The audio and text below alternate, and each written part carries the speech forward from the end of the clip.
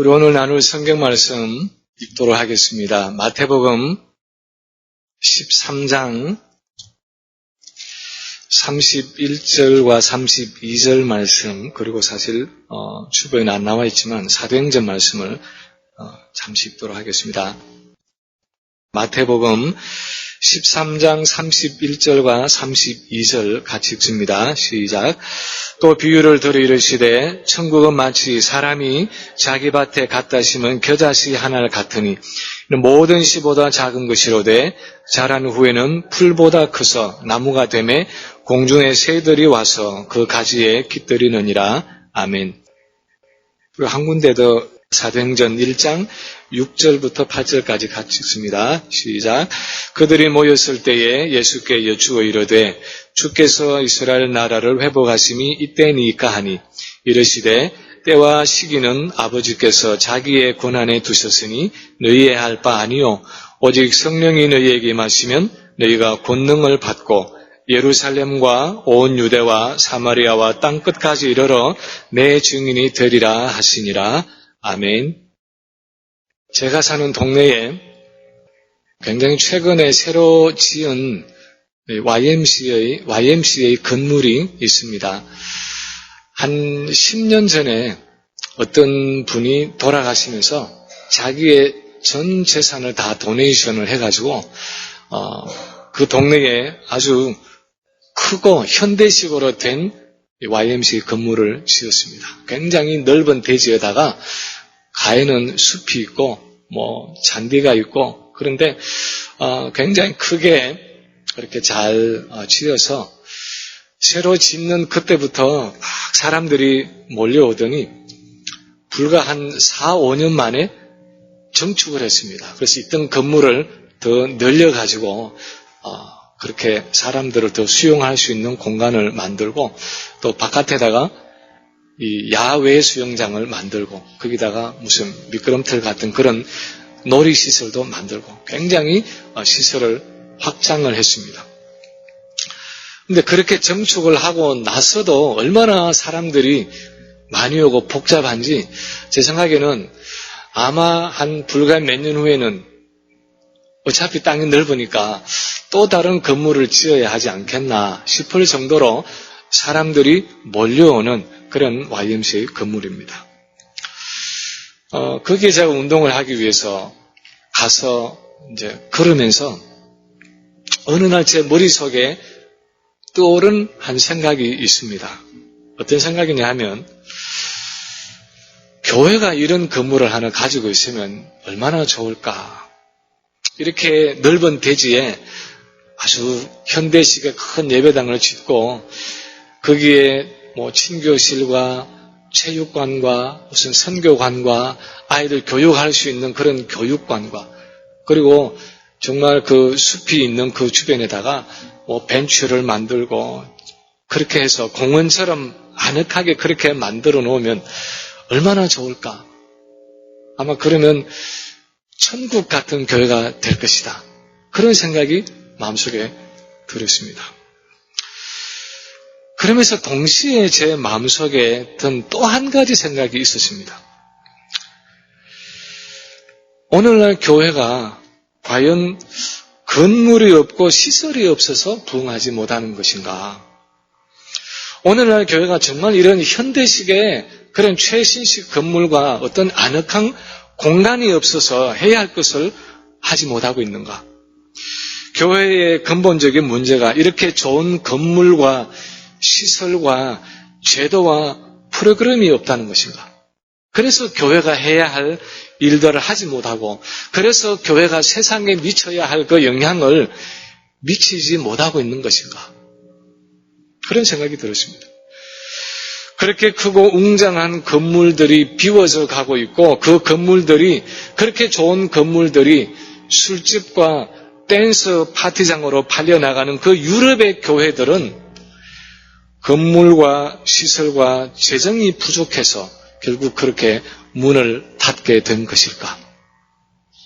그런 여러 가지 생각이 떠오르면서 교회의 본질이 과연 무엇인가 하는 생각을 다시 한번 해보게 되었습니다. 우리는 보통 교회의 부흥 그렇게 말하면 주로 이런 외적인 모습들을 자연스럽게 우리의 마음속에 떠올립니다. 그래서 그렇게 화려하고 멋있는 현대식 예배당이 있고 친교실이 있고 무슨 푸른 잔디밭을 끼고 있는 넓은 파킹장이 있고 교육관이 있고 무슨 선교관이 있고 그런 많은 시설들을 갖추고 많은 사람들이 바쁘게 오가는 그런 외적인 모습들을 우리는 부흥이라는 단어와 아주 자연스럽게 연관을 시켜서 생각을 합니다. 근데 사실은 우리뿐 아니라 예수님 당시의 제자들도 그런 종류의 생각을 가지고 있었습니다. 우리가 나중에 읽은 이 사도행전 1장 6절을 보면 예수님이 부활하신 후에 40일 동안 이 땅에 계실 때에 어느 날 이 제자들이 예수님께 나와서 이렇게 물었습니다. 예수님, 주님이 이스라엘 나라를 회복하실 때가 지금입니까? 그렇게 물었습니다. 다시 말하면 예수님, 하나님의 나라가 가까웠다고 세례 요한 때부터 그렇게 여러 번 말씀을 하셨는데 이제 저 포악한 로마 제국, 이 로마 제국의 정권을 뒤집어 엎고 이 부패한 유대의 종교 지도자들을 쓸어내고 잘못된 제도와 정치를 바로잡고 예수님이 왕이 되시고 우리가 신하가 되어서 하나님 나라를 건설해 갈 그때가 바로 지금입니까? 하는 그런 질문이었습니다. 제자들은 예수님이 말씀하신 이 하나님의 나라라는 것을 그 이스라엘의 회복과 부흥을 어떤 물량적이고 제도적인 변화를 통해서 온다고 생각을 했습니다. 메시아이신 예수님을 주축으로 해서 어떤 혁명이 일어나고 수많은 사람들이 예수님을 따르고 마치 예루살렘에 예수님이 입성하실 때 많은 군중들이 그 종려나무 가지를 흔들면서 예수님을 환호했던 것처럼 그 환호하는 군중들 속에서 예수님이 정치적, 사회적, 종교적인 개혁과 부흥을 일으키는 그것이 바로 하나님의 나라라 그렇게 생각을 하고 있었습니다. 그런데 이 사도행전의 본문에 보면 정작 예수님은 참 이상하게도 제자들이 가지고 있는 그 기대와 그 질문에 대해서 전혀 초점이 맞지 않는 전혀 엉뚱한 답을 하고 계시는 것을 보셨습니다. 때와 시기는 아버지께서 자기 권한에 두셨으니 너희의 알 바 아니요 오직 성령이 너희에게 임하시면 너희가 권능을 받고 예루살렘과 온 유대와 사마리아와 땅끝까지 이르러 내 증인이 되리라. 예수님, 하나님의 나라가 드디어 임하는 것입니까? 하는 그 제자들의 기대에 부풀어오는 그 대답에는 별로 관계가 없는 대답을 이렇게 하시고는 그냥 그 제자들을 남겨놓고 하늘로 승천하시고 말았습니다.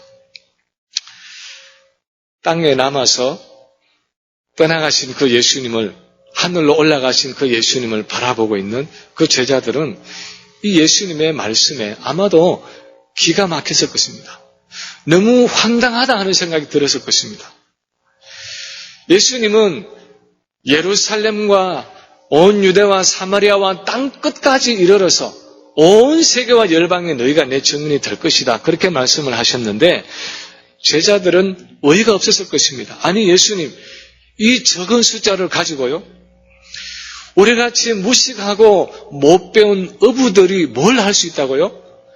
우리같이 가난한 사람들을 통해서 지금 예수님이 말씀하신 그런 일들을 할 수 있다고 생각하십니까? 예루살렘만 해도 얼마나 크고 사람이 많은데 우리같이 적은 사람들이 예루살렘과 유대와 사마리아와 땅끝까지 나가서 예수님의 증인이 된다고요? 우리가요? 그렇게 하면서 이 제자들은 그 예수님의 말씀을 믿을 수가 없었을 것입니다. 해가 서쪽에서 뜨는 게 낫지 어떻게 그런 일이 우리에게 일어날 수 있겠는가 하는 생각이 제자들의 마음속에 들었을 것입니다. 그럼 오늘 우리가 읽은 이 마태복음의 본문은 이 마태복음의 예수님의 그 비유는 제자들의 이런 의문에 대한 답이 될 수 있는 말씀입니다. 그리고 이것은 또한 하나님 나라의 본질과 하나님 나라가 과연 무엇이냐 하는 것과 교회의 부흥이 무엇이냐 하는 것을 우리에게 가르쳐주는 좋은 말씀입니다. 예수님이 가르치신 이 비유에서 우리가 주목해야 하는 이 첫 번째 사실은 하나님의 나라는 또는 이 교회의 부흥이라는 것은 마치 겨자씨와 같은 작은 것에서부터 시작한다 하는 사실입니다. 하나님의 나라는 이 교회의 부흥은 겨자씨 같은 작은 것에서 시작한다 하는 사실을 주님이 가르치고 계십니다. 왜 오늘 비유에서 겨자씨의 비유라고 말하는 이 예수님의 비유에서 예수님은 이 천국을 하나님의 나라를 왜 하필 겨자씨에다가 비유하고 있는 것입니까? 예수님 당시에도 많은 이 식물들이 있고 많은 씨앗들이 있었습니다. 아마 올리브, 감람나무 같은 그런 나무도 있고 그런 씨앗도 있고 수많은 다른 나무 열매의 씨앗들도 있었을 것입니다. 그런데 왜 주님이 굳이 이 겨자씨에다가 천국을 하나님 나라를 비유하고 있습니까? 우리는 겨자 하면은 뭘 머릿속에 제일 먼저 떠올립니까? 우리 문화 속에서는 겨자 하면은 아마 우리가 보통 말하는 이 와사비, 회를 먹을 때에 간장하고 같이 섞어서 먹는 그 매운맛을 위해서 먹는 겨자씨를 갈아서 만든 그 와사비를 머릿속에 제일 먼저 떠올릴 것입니다. 그래서 겨자 하면 매운맛 그렇게 생각을 하겠지만 이스라엘 백성들은 이 겨자 할 때에 매운맛이 아니라 사실은 가장 작은 것을 나타내는 것으로 이 겨자를 생각을 했습니다. 우리 한국 사람들은 아주 작은 것을 표현할 때에 뭐라고 말합니까? 쥐꼬리만 하다든가 아니면 눈곱만 하다든가 손톱만 하다든가 그렇게 얘기하지만 이 유대인들은 아주 작은 것을 표현할 때 겨자씨만 하다 그렇게 표현을 했습니다. 여러분 인터넷에 들어가서 구글을 한번 찾아보시면 겨자씨라고 치시면 그 겨자씨의 그림이 나옵니다. 제가 어제 한번 들어가서 보니까 아마 우리 한국의 이 조 아시죠? 조하고 비슷하게 생긴 정말 그 직경이 1mm가 되지 않는 작은 씨앗입니다. 얼마나 작은지 오죽하면 성지순례를 가셨던 어떤 목사님이 정말 그 성경에서 듣기만 하던 겨자씨를 그곳에서 처음 봤습니다. 그래서 그 가이드가 주는 겨자씨를 손바닥에 올려놓고 보면서 이야 이게 겨자씨로구나 이렇게 말하려고 이야 하고 나니까 손바닥에 올려져 있던 겨자씨가 다 날아가 버리고 없더라는 거예요. 그만큼 겨자씨는 아주 작고 가볍고 보잘것없는 것입니다.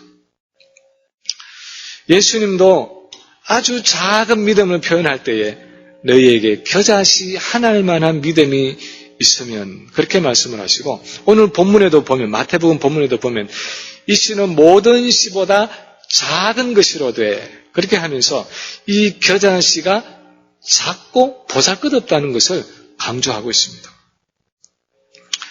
그런데 우리가 주목할 또 한 가지 사실은 하나님 나라는 겨자씨같이 작고 미약한 것에서 시작할 뿐 아니라 그 미약한 것 하나에서 시작한다는 사실을 오늘 본문이 강조하고 있다는 사실입니다.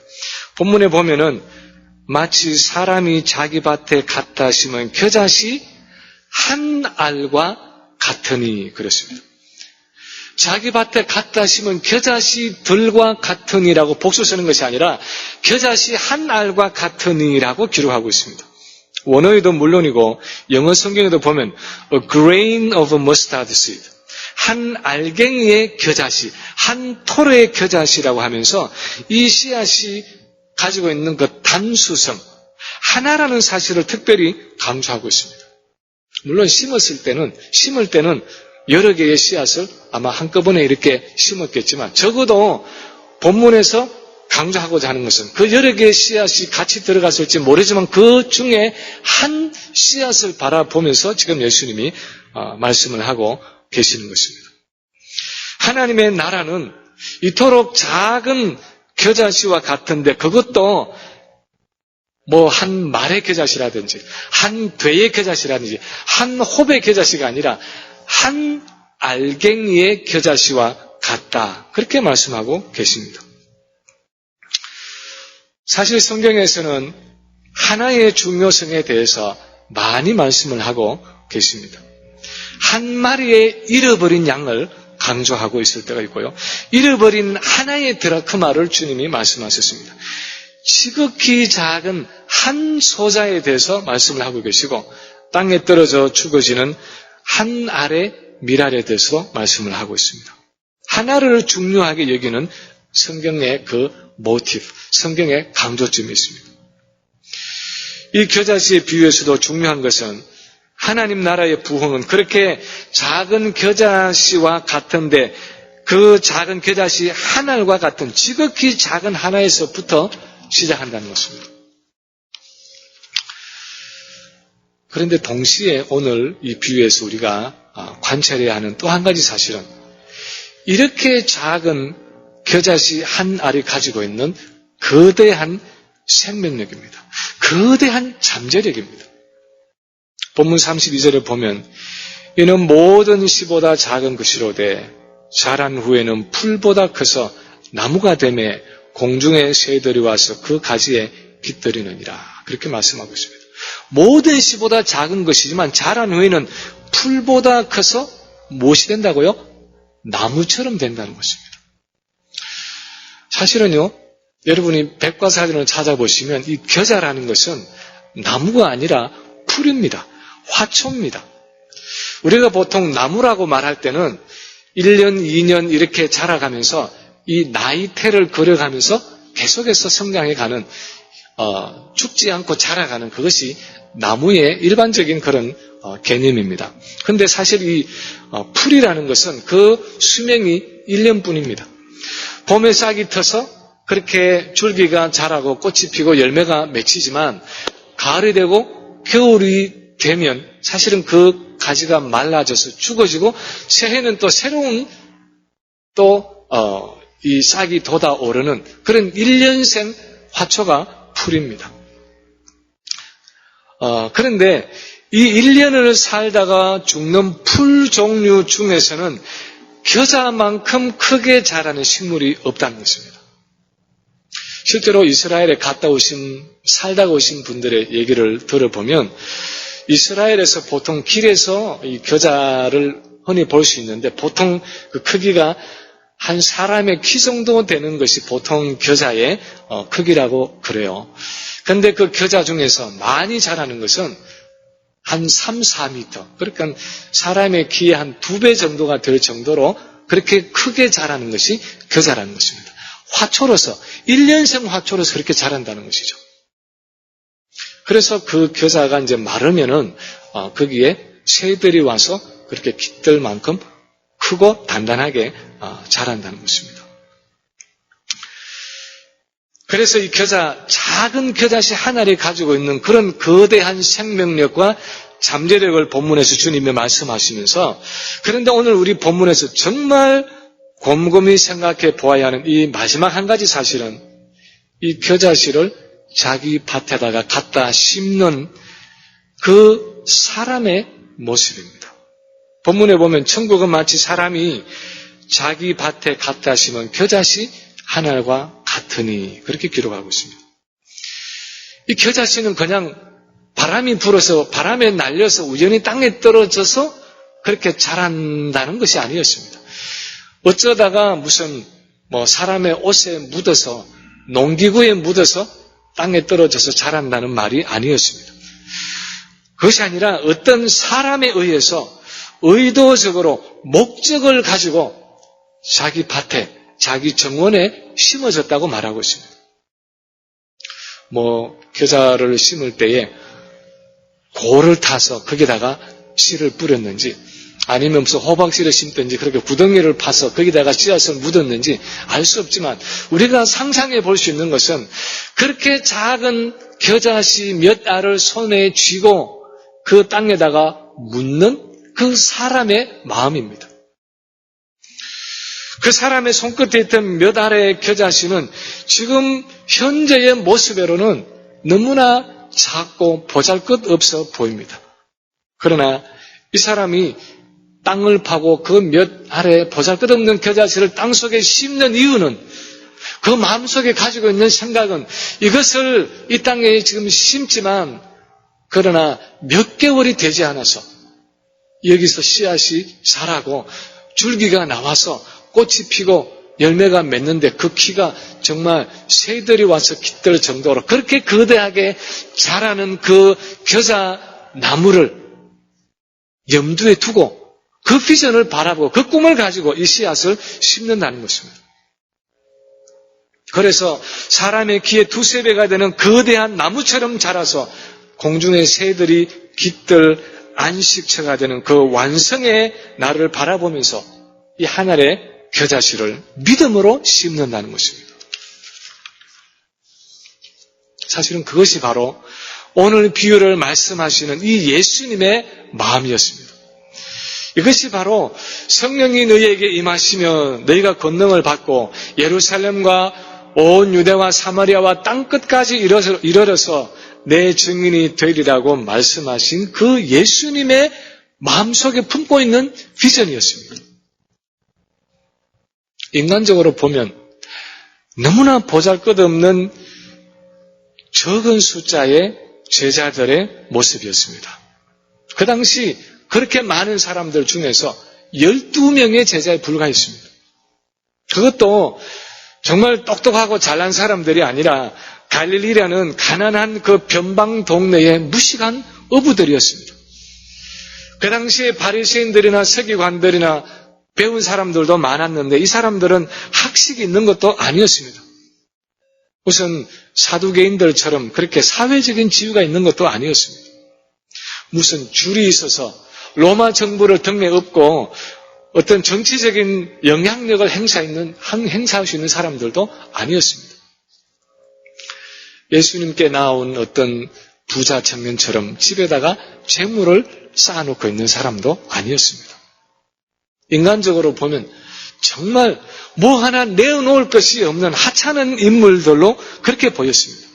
그런데 예수님은 이 12제자를 땅에 남겨놓고 가시면서 엄청난 말씀을 하고 계신 것입니다. 너희가 예루살렘과 온 유대와 사마리아와 땅 끝까지 이르러서 내 증인이 되리라 그렇게 말씀하셨습니다.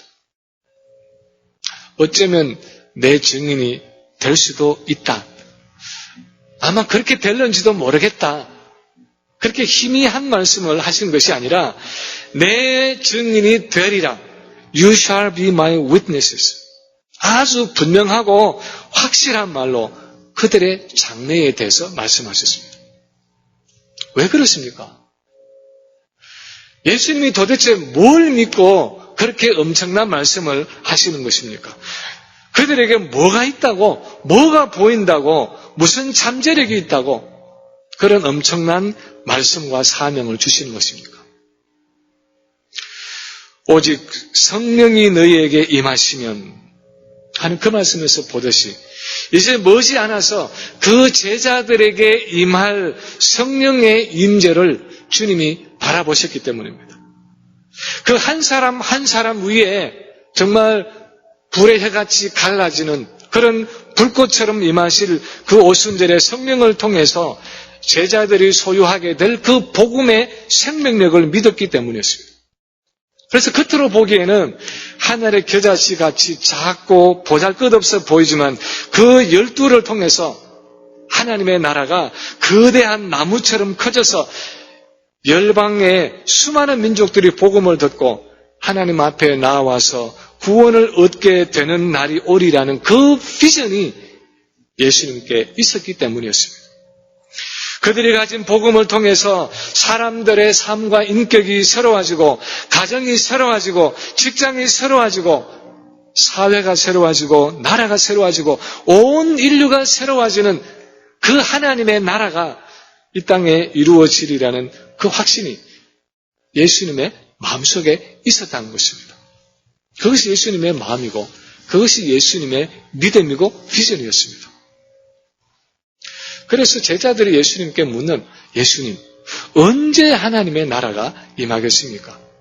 언제 이 정권이 바뀌어져서 이 사회 제도가 새로워지는 그 부흥과 회복의 날이 오겠습니까? 하는 그런 외형적인 관심에 대해서 예수님은 오직 성령이 너희에게 임하시면 하시면서 그들의 내면적인 변화에 초점을 맞춘 것입니다. 예수님의 최고의 관심사는 제자들이 애타게 기다리고 빨리 보기를 원하는 그런 외적인 부흥과 성장이 언제 찾아올 것이냐, 어떻게 찾아올 것이냐 하는 것이 아니었습니다. 얼마나 그 예수 운동이 커져서 많은 사람들이 몰려오고 많은 힘이 생기고 많은 재정이 쌓이고 큰 건물이 생기고 제도가 확장되고 웅장하고 화려하게 되는 것이냐 하는 그것이 아니었습니다. 주님은 그것이 하나님 나라의 본질이 아닌 것을 아셨습니다. 예수님의 관심사는 오히려 내면적이었습니다. 과연 하나님이 약속하신 그 오순절의 성령이 제자들의 심령에 임하여 있느냐 하는 것이 예수님의 관심사였습니다. 그들이 과연 이 성령의 사역에 순복하고 그 성령의 인도하심을 받는 성령의 사람들이 되느냐 하는 것이었습니다. 그들이 과연 성령을 통해서 공급되는 그 복음의 생명력을 충만히 가지느냐 하는 그것이 예수님의 궁극적인 관심사였습니다. 사실 이 예수님의 초점과 관심사가 옳았습니다. 교회사를 통해서 보아도 실제로 그랬습니다. 우리가 교회사를 공부해 보면은 초대 교회가 부흥한 것은 우선 건물이 있고 제도가 있고 재정이 많았기 때문이 아니었습니다. 기원 후 300년까지도 그때까지 이 초대교회 성도들은 극심한 로마 제국의 핍박 가운데 있었습니다. 그래서 동굴 속으로 산속에 숨어서 예배를 드리고 신앙생활을 했습니다. 그렇지만 그들에게는 복음의 생명력이 있고 믿음의 열정이 있었습니다. 순교적인 신앙이 있었습니다. 그런데 313년에 콘스탄틴 대제가 기독교를 공인하고 마침내 기독교가 국교가 되면서 정부에서 돈을 대어서 화려한 예배당을 짓고 정부에서 월급을 주어서 수많은 성직자들을 양성했습니다. 기독교가 하나의 국책 사업이 되었습니다. 국가에서 키우는 그런 사업이 되었습니다. 수많은 사람들이 교회로 몰려오고 예배는 전혀 없이 화려해지고 전문화되어지고 웅장해졌습니다. 그런데 아주 역설적이게도 정말 이해할 수 없는 것은 그때부터 교회는 영적인 힘을 잃고 타락해 가기 시작을 합니다. 교인의 수는 전혀 없이 많아지고 신앙생활은 전혀 없이 자유로워졌는데 복음의 능력은 전혀 없이 줄어들었습니다. 세상에 영향력을 주지 못하는 복음이 되었습니다. 영적인 갈급함이 식어지고 신앙이 형식화되고 그 외적인 부유함과 화려함 속에서 교회는 점점 더 고갈되어지고 갈급해지고 약해져가는 그런 교회가 되었습니다. 그래서 급기야는 마침내 정말 생각이 있는 경건한 사람들은 그 교회들을 떠나서 사막으로 동굴로 산속으로 들어가서 이제는 교회와 결별한 자기들의 신앙을 유지하기 위해서 하나님과 독대하기 위한 그런 신앙생활을 해가기 시작했습니다. 그것이 수도원 운동의 시작입니다. 오늘날도 이 시대의 교회를 바라보는 예수님의 관심사는 얼마나 많은 사람들이 모여서 화려하고 거창하게 예배하고 그렇게 찬양하고 기도하고 이런저런 활동을 하느냐 하는 것이 아니라 지금 현재 우리 한 사람 한 사람이 정말 얼마나 성령의 능력으로 거듭난 성도가 되어 있고 매일매일 말씀과 기도를 통해서 하나님과 그 살아있는 교제를 나누고 하나님의 능력을 체험하면서 주님과 동행하는 그런 생명력 있는 그리스도인으로 살아가느냐 하는 것입니다. 이 건물 안에 얼마나 많은 사람이 모여 있느냐가 중요한 것이 아니라 정말 중요한 것은 한 사람 한 사람이 과연 그리스도의 그 복음의 생명력을 가지고 있고 내 가정에서, 내 직장에서, 이 사회에서 그리스도의 제자들로 작은 예수로 살아가고 있느냐 하는 것입니다. 그것이 그 당시 예수님이 가지셨던 하나님 나라의 부흥의 견해였고 오늘날 우리가 가져야 하는 그 부흥과 회복의 견해라는 것입니다. 늘 말씀드리지만 교회는 결코 제도나 조직이 아닙니다. 건물도 아니고 재정도 아닙니다. 교회는 바로 사람입니다.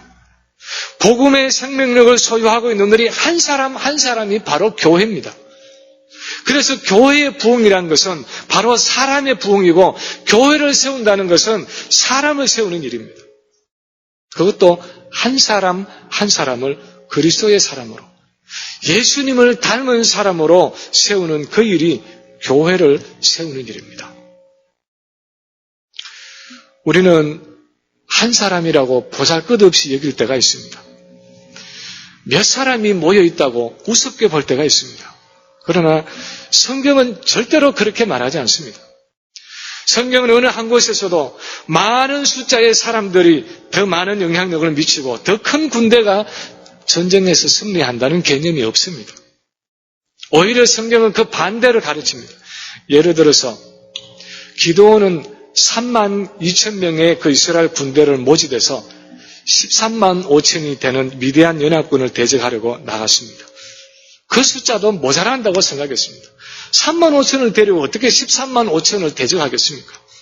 그런데 하나님은 의도적으로 일부러 그 3만 5천을 더 내보내고 돌려보내고 나중에는 300명을 남겼습니다.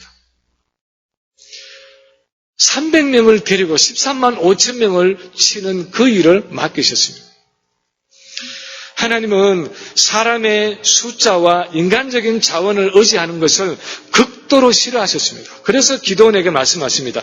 너를 좇은 백성이 너무 많은즉 내가 그들의 손에 미디안 사람을 붙이지 아니하리니 이는 이스라엘이 나를 거스려 자긍하기를 내 손이 나를 구원하였다 할까 함이니라.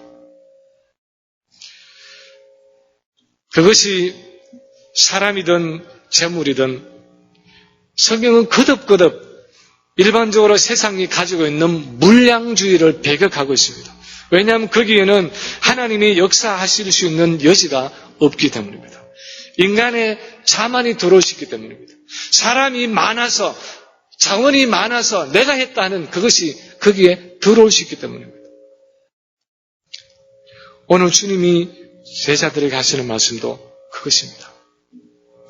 너희가 숫자로 보면은 12명밖에 되지 않지만 그래서 어쩌면 겨자씨 하늘과 같이 너무나 보잘것없다고 너희 스스로도 생각하고 남들이 그렇게 볼는지 모르지만 그러나 사실은 그렇지 않다는 것입니다.